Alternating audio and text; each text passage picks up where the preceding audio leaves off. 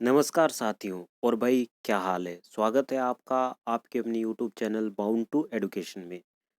आज का जो सेशन होने वाला है वो झारखंड शिक्षक पात्रता परीक्षा अर्थात की जेटेट प्रीवियस ईयर से रिलेटेड होने वाला है। आज हम लोग 2012 जो कि पेपर 2 के लिए पूछे गए हैं अर्थात की क्लास 6 to 8 का पेपर करने वाले हैं। हम लोग गणित और विज्ञान का पेपर करने वाले हैं। मैं आपको बता देता हूँ कि जो जेटेट पेपर 2 का एग्ज़ाम होता है वो दो टाइप का होता है, एक तो गणित और विज्ञान का और दूसरा सोशल साइंस का। ठीक है, आप अपने ग्रेजुएशन में जो सब्जेक्ट था उस हिसाब से फॉर्म फिलअप करते टाइम अपना सब्जेक्ट चुन सकते हैं। तो चलिए आज के इस सेशन को शुरू करते हैं बिना किसी देरी के। सबसे पहले हम लोग क्वेश्चन नंबर 1 से शुरू करते हैं जो कि हिंदी के सेक्शन का होगा। क्वेश्चन नंबर 1 और 2 के लिए निर्देश दिए गए हैं कि नीचे एक पद्यांश दिया गया है, उसको आपको ध्यानपूर्वक पढ़ना है और उससे रिलेटेड 2 क्वेश्चन रहेंगे, उसका आंसर आपको देना है। तो मैं पद्यांश को अर्थात कि कविता जो दिया गया है उसको मैं पढ़ता हूँ, आप ध्यानपूर्वक सुनेंगे। ऊंचे शिखरों से उतर उतर गिर गिर गिरी के चट्टानों पर कंकर कंकर पैदल चलकर दिन भर रजनी भर जीवन भर धोता वसुधा का अंत स्थल यह लघु सरिता का बहता जल मिला है इसको जब पथ रोके खड़ा कठिन पत्थर आकुल अतुर दुख से कतार सिर पटक पटक कर रो कर करता है कितना कोलाहल यह लघु सरिता का बहता जल। ठीक है, और इससे रिलेटेड जो क्वेश्चन है उसे देखते हैं। क्वेश्चन नंबर 1 है कि इस कविता के द्वारा कवि मनुष्य को क्या संदेश देता है। इनके ऑप्शन को देख लेते हैं। मुश्किलों से मुंह मोड़ लेना, मुश्किलों से भागना, मुश्किलों का सामना करते हुए आगे बढ़ना या फिर मुश्किलों को समझना। तो जो क्वेश्चन नंबर 1 है इसका करेक्ट आंसर हो जाएगा ऑप्शन सी अर्थात कि मुश्किलों का सामना करते हुए आगे बढ़ना। नेक्स्ट क्वेश्चन है क्वेश्चन नंबर 2। वसुधा का पर्यायवाची शब्द है और जो इनके ऑप्शन है वसुंधरा, नीरज, गिरी या फिर भावना। तो वसुधा का जो पर्यायवाची शब्द है वो हो जाएगा वसुंधरा। तो इस प्रकार जो क्वेश्चन नंबर 2 है इसका करेक्ट आंसर हो जाएगा ए। नेक्स्ट क्वेश्चन है क्वेश्चन नंबर 3। गिरीश शब्द का संधि विच्छेद क्या है। ठीक है, अलग अलग इसमें स्पेलिंग दिए गए हैं, इनको आप ध्यानपूर्वक देखिए। मैं इसका आंसर बता देता हूँ। जो क्वेश्चन 3 है इसका करेक्ट आंसर हो जाएगा ऑप्शन सी अर्थात कि गिरी जोड़ इस। ठीक है, उसके बाद आते हैं क्वेश्चन नंबर 4 पे। समास के कितने भेद हैं, 5, 4, 6 या 3। ठीक है, तो आसान सा सवाल है। समास के कितने भेद होते हैं, 6 भेद होते हैं। कौन कौन से समास, अव्ययभाव समास, कर्मधारय समास, तत्पुरुष समास, द्वंद्व समास, द्विगु समास और बहुब्रीहि समास। ठीक है, ये 6 भेद होते हैं समास के। नेक्स्ट क्वेश्चन है कि मुहावरा दीन फिरना, एक मुहावरा दिया गया दीन फिरना, इसका अर्थ आपको बताना है। इनके जो ऑप्शन है उसको देख लेते हैं। धोखा देना, निर्दोष होना, भूखे मरना या फिर भाग्य पलटना। तो जो क्वेश्चन नंबर 5 है इसका करेक्ट आंसर हो जाएगा डी अर्थात कि भाग्य पलटना।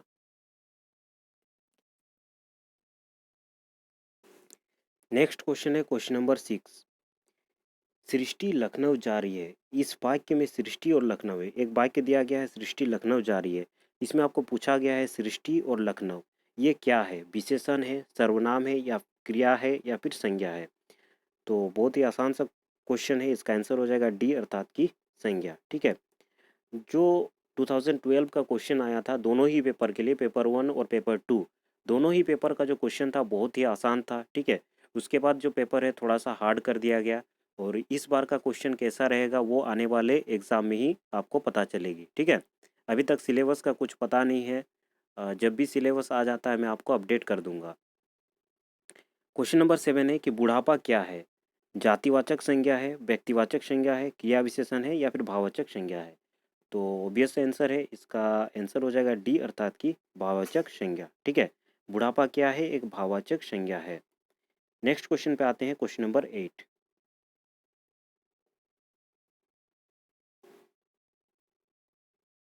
क्वेश्चन नंबर 8 है कि बोलना कौशल में महत्वपूर्ण है, स्थिर के अनुसार अपनी बात कह सकना, अलंकारिक भाषा का प्रयोग, मधुर वाणी, स्पष्ट एवं शुद्ध उच्चारण। तो जो क्वेश्चन नंबर 8 है इसका करेक्ट आंसर हो जाएगा ऑप्शन ए अर्थात की स्थिति के अनुसार अपनी बात कह सकना। उसके बाद नेक्स्ट क्वेश्चन पे आते हैं, क्वेश्चन नंबर 9। अध्यापक का लिंग परिवर्तन शब्द है, अर्थात कि अध्यापक एक पुल्लिंग शब्द है, इसका स्त्रीलिंग शब्द क्या होगा? अध्यापी, अध्यापिका, अध्यापिका या फिर अध्यापी। तो जो क्वेश्चन नंबर 9 है इसका करेक्ट आंसर हो जाएगा सी, अर्थात कि अध्यापिका। ठीक है। नेक्स्ट क्वेश्चन है क्वेश्चन नंबर 10। भाषा शिक्षण में पाठ्य पुस्तक साधन है, साध्य है, अनावश्यक है या फिर एकमात्र साधन है? तो क्वेश्चन नंबर 10 का करेक्ट आंसर हो जाएगा ए, अर्थात कि साधन है। ठीक है। भाषा शिक्षण में जो पाठ्य पुस्तक होता है वो क्या होता है? एक साधन होता है। नेक्स्ट क्वेश्चन पे आते हैं, क्वेश्चन नंबर 11। आज, कल, जल्दी जैसे अभिकारी शब्द क्रिया विशेषण है, क्रिया है या फिर संज्ञा है? तो जो शब्द है आज, कल, जल्दी, ये शब्द क्या होते हैं? क्रिया विशेषण शब्द होते हैं। ठीक है। नेक्स्ट क्वेश्चन पे आते हैं, क्वेश्चन नंबर 12। जो टुकड़े टुकड़े हो गए हों उसे क्या कहते हैं? गुप्तचर, हितैषी, खंडित या फिर पाक्षिक? तो क्वेश्चन नंबर जो 12 है इसका करेक्ट आंसर हो जाएगा खंडित। ठीक है। जो टुकड़े टुकड़े हो जाते हैं उसे क्या कहा जाता है? खंडित कहा जाता है। नेक्स्ट क्वेश्चन है क्वेश्चन नंबर 13। क्रिया करने वाले को कहते हैं कर्ता, कर्म, अपादान या फिर संबंध? तो अगर आपने कारक पढ़ा हुआ है तो आपको पता होगा कि जो क्रिया करते हैं उसे क्या कहते हैं? कर्ता। नेक्स्ट क्वेश्चन जो है क्वेश्चन नंबर 14 और 15 के लिए निर्देश दिए गए हैं। इसमें आपको एक गद्यांश दिया गया है, अर्थात कि लघु कथा दिया गया है, उसको आपको ध्यानपूर्वक पढ़ना है और उससे रिलेटेड जो प्रश्न रहेंगे उसका उत्तर आपको देना है। तो मैं इसे पढ़ देता हूँ, आप ध्यानपूर्वक सुनिएगा। साहित्य तो एक सात्विक जीवन है, उसे कठिन तपस्या और महान यज्ञ समझना चाहिए। जहाँ व्यक्ति के व्यक्तित्व को कोई स्वतंत्र विषय नहीं रह जाते, उच्च साहित्य की भाव भूमि है, वहाँ अपरिग्रह का साम्राज्य है। फोटो सही छपे जाते हैं, वहाँ वाणी मौन रहती है, गाथा गाने में सुख नहीं मानती। उस उच्च स्तर से जितने क्रियाकलाप होते हैं, आत्म प्रेरणा और आत्मकथा का नाम लेना पखंड बढ़ाना है। हमारे देश में आत्मकथा लिखने की परिपाटी नहीं रही। और इससे रिलेटेड क्वेश्चन जो है उसे देखते हैं, क्वेश्चन नंबर 14। साहित्य को क्यों माना गया है? यहाँ पे मेरे ख्याल से क्या होना चाहिए? ठीक है, साहित्य को क्या माना गया है? कठिन तपस्या और महान यज्ञ, कठिन साधना और तपस्या, लेखन का महान यज्ञ या फिर लेखन, तपस्या और कठिन साधना? तो जो क्वेश्चन नंबर 14 है इसका करेक्ट आंसर हो जाएगा ऑप्शन ए, अर्थात कि कठिन तपस्या और महान यज्ञ। नेक्स्ट क्वेश्चन पे आते हैं, क्वेश्चन नंबर 15। क्वेश्चन नंबर 15 है कि उच्च स्तर से क्रियाकलाप किससे होते हैं? आत्मानुभव से, आत्मकथन से, आत्म प्रेरणा से या फिर आत्मावलोकन से? ठीक है। तो उच्च स्तर से जो क्रियाकलाप होते हैं वो कैसे होता है या फिर किससे होता है? 15 नंबर का करेक्ट आंसर हो जाएगा सी, अर्थात कि आत्म प्रेरणा से। ठीक है। तो हिंदी का सेक्शन खत्म होता है, इसके बाद जो है वो इंग्लिश का सेक्शन है। ठीक है। तो इंग्लिश में हम लोग देखते हैं क्वेश्चन नंबर 16 और 17 के लिए एक प्रोज दिया गया है, इसको आपको ध्यानपूर्वक पढ़ना है और उससे रिलेटेड जो भी प्रश्न आएंगे उसका आंसर आपको बताना है। तो मैं इसे पढ़ देता हूँ, आप ध्यानपूर्वक सुनेंगे। One should try to create condition that contribute to the welfare of humanity. Similarly I owe a duty to my parents to be obedient and respectful to them. This duty originates from sense of responsibilities which is directly related to our conscience. So this is concerned with a moral duty which any person owes without a legal bondage. A sense of duty is paramount for the proper development of civilization. Hypocrisy is quite reverse to the sense of duty. It involves wickedness while duty involves sincerity and faithfulness. ठीक है। तो इससे related जो प्रश्न है उनको देखते हैं, question number 16। Which of the following is not related to the moral duty? इनके जो ऑप्शन है उनको देख लेते हैं। Conscience, sense of responsibility, hypocrisy या फिर सिंसेरिटी? तो क्वेश्चन नंबर जो 16 है इसका करेक्ट आंसर हो जाएगा सी, अर्थात की हाइपोक्राइसी। ठीक है। नेक्स्ट क्वेश्चन है question number 17। Why should I be obedient and respectful to my parent? Because of legal bonding, because of my sense of responsibility, because of civilization या फिर बिकॉज ऑफ हाइपोक्राइसी? तो क्वेश्चन नंबर जो 17 है इसका correct answer हो जाएगा B, अर्थात कि because of my sense of responsibility. तो फिर नेक्स्ट क्वेश्चन पे आते हैं, question number 18। The two receptive skill of language are listening and reading, speaking and writing, listening and speaking या फिर स्पीकिंग एंड रीडिंग। तो ये जो रिसेप्टिव स्किल है इंग्लिश लर्निंग का, दो कौन से रिसेप्टिव स्किल है?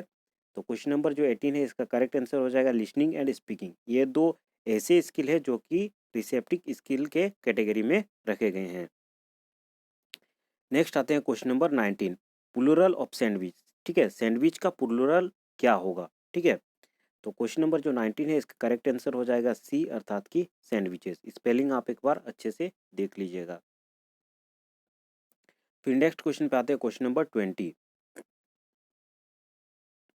Identify the type of word और वर्ड्स दैट इज और आर अंडरलाइन। ठीक है, एक सेंटेंस दिया गया है, उसमें जो अंडरलाइंड है उसको आपको बताना है कि वो क्या है। He saw a parking space between two cars and drove into it. ठीक है, मुझे लगता है इस क्वेश्चन में अंडरलाइन छूट गया है। ठीक है, तो अपने हिसाब से आप दे सकते हैं, जैसे कि अगर बिटवीन या फिर एंड रहेगा, इसमें अंडरलाइन रहेगा तो वो कंजक्शन हो जाएगा। ठीक है, और इनटू में अगर अंडरलाइन रहेगा तो वो प्रीपोजिशन हो जाएगा। सो में अंडरलाइन अगर होता तो वर्ब हो जाता। ठीक है, आगे चलते हैं और नेक्स्ट क्वेश्चन देखते हैं, question number 21। Aim of language is communication, speech, research और रीडिंग। तो क्वेश्चन नंबर जो 21 है इसका करेक्ट आंसर हो जाएगा ए, अर्थात की कम्युनिकेशन। ठीक है, एम ऑफ लैंग्वेज क्या है? कम्युनिकेशन है। Give the superlative degree of the word good. ठीक है, गुड का सुपरलेटिव डिग्री देना है आपको। तो गुड का हमको पता है कि गुड, बेटर और बेस्ट होता है, तो सुपरलेटिव डिग्री कौन सा हो जाएगा? बेस्ट। ठीक है, क्वेश्चन नंबर 23 है कि choose the option that is in passive voice. आपको ऑप्शन दिए गए हैं, उसको रीड करना है और आपको बताना है कि कौन सा सेंटेंस ऐसा है जो पैसिव वॉइस में है। तो सेंटेंस को मैं पढ़ देता हूँ।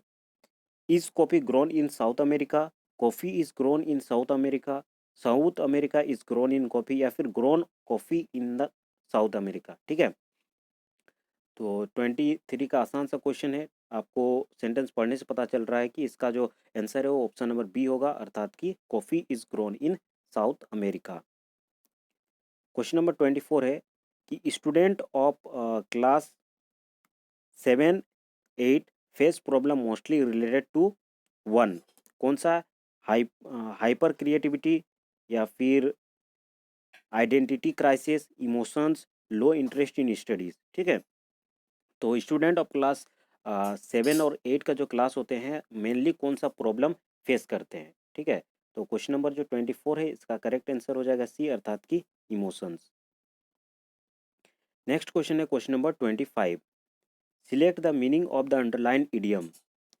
ही visit me of and on. ठीक है, तो इसमें एक इडियम दिया गया है ऑफ एंड ऑन, इसका आपको मीनिंग बताना है।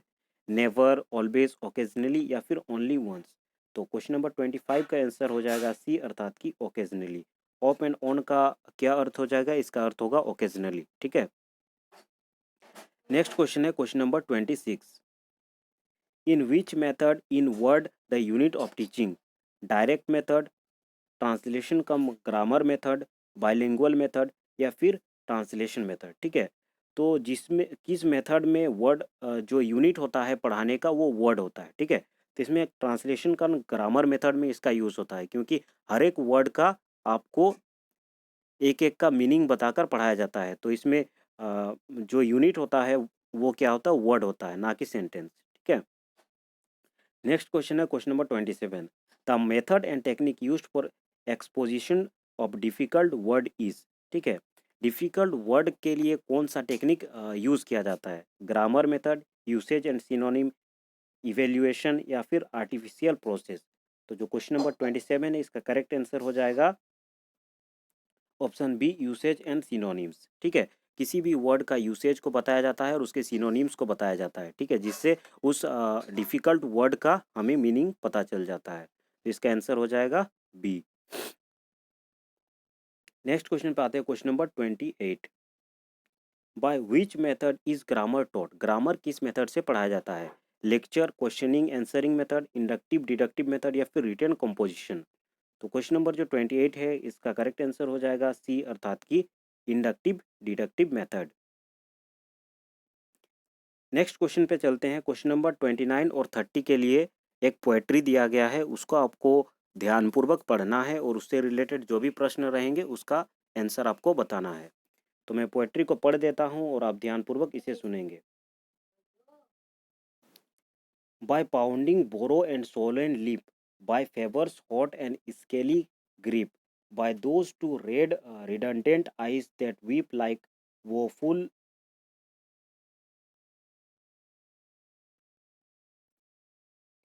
April skies, by raking snuffle sought and sipped by handkerchief after handkerchief, this could you have away a naughty it the damnedest cold man ever caught। और इससे related जो भी question है उन्हें देखते हैं। Question number 29। The poet describes his eyes as two red redundant eyes because he can not see properly due to the cold. They so how furious the poet is, या फिर option C है कि they have been affected by an eye disease, या फिर option D है in his medical condition the poet imagines. तो जो question number 29 है इसका करेक्ट आंसर हो जाएगा ए अर्थात कि he can not see properly due to the cold. Next question है क्वेश्चन नंबर 30 और जो इंग्लिश का लास्ट क्वेश्चन होगा उसे देखते हैं। The opposite of word Solan, ठीक है, एक वर्ड दिया गया है, सोलेन का ऑपोजिट क्या होगा। इसके ऑप्शन है शॉर्ट, इरेज, इलोप या फिर डिमिनिश। तो जो क्वेश्चन नंबर 30 है इसका करेक्ट आंसर हो जाएगा डी अर्थात की डिमिनिश। जो वर्ड है सोलेन इसका ऑपोजिट वर्ड कौन सा हो जाएगा, डिमिनिश, ठीक है। तो हम लोगों ने इंग्लिश और हिंदी का सारे क्वेश्चन जो थे उनको देख चुका है। अगले वीडियो में हम लोग बाल विकास एवं शिक्षा शास्त्र अर्थात की सीडीपी के क्वेश्चन को देखेंगे, ठीक है। अगर आपको ये वीडियो अच्छा लगा हो तो आप वीडियो को लाइक कर दे, और अगर आप अपने स्टडी रिलेटेड ग्रुप में शेयर करना चाहते हैं तो शेयर कर सकते हैं। अगर आपने हमारे चैनल को अभी तक सब्सक्राइब नहीं किया है तो इसे सब्सक्राइब भी कर दे और बेल के आइकन को भी प्रेस कर दे, ताकि आने वाले वीडियोस का नोटिफिकेशन आप तक डायरेक्टली पहुंच सके, ठीक है। मैं इसका पीडीएफ मैं अपने टेलीग्राम ग्रुप में दे दूंगा, और टेलीग्राम ग्रुप का मैं लिंक नीचे प्रोवाइड कर दूंगा, ठीक है। धन्यवाद।